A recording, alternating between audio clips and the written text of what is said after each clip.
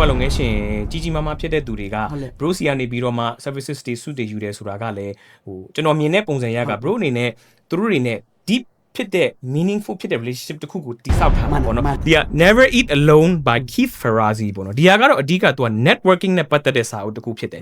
အဲ့ထဲမှာ summarize လုပ်ထားလိုက်မယ်ဆိုရင် तू ကဘာပြောချင်တာလဲဆိုတော့ networking လုပ်တယ်ဆိုရင်လူတွေနဲ့တွေ့တယ်ဆိုရင်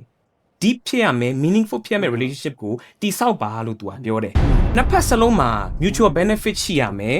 ပြီးတော့မှတချို့သူတွေကကြတော့ဗျာ network တစ်ခုတိဆောက်တဲ့အချိန်မှာ relationship တစ်ခုတိဆောက်တဲ့အချိန်မှာအပေါ်ရံမဲသွားတယ်ဘယ်ခုနပြောတယ်လေသူ့ကိုငါဘာရံရမှာလဲဒါမှမဟုတ်ငါသူနဲ့ဘာလုပ်ရမှာလဲအဲ့လိုတွေမဟုတ်ဘဲနဲ့ okay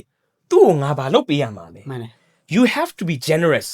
right သူဘယ်လိုလုပ်ပေးရမှာဒါကိုပဲစဉ်းစားသူ့ဆီကငါဘာရမလဲဆိုတဲ့ဟာကိုမစဉ်းစားဘဲနဲ့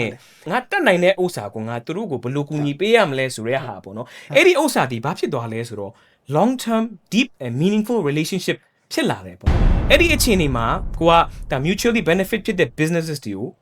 လောက်ကြပေါ့နှစ်ဖက်စလုံးအကျိုးမြတ်ရှိကိုရှိရမယ်ဆိုတဲ့ဟာလေးကိုအဓိကဒီစားကိုပြောတော့ never eat alone နဲ့သူအဲ့လိုမျိုးပြောတယ်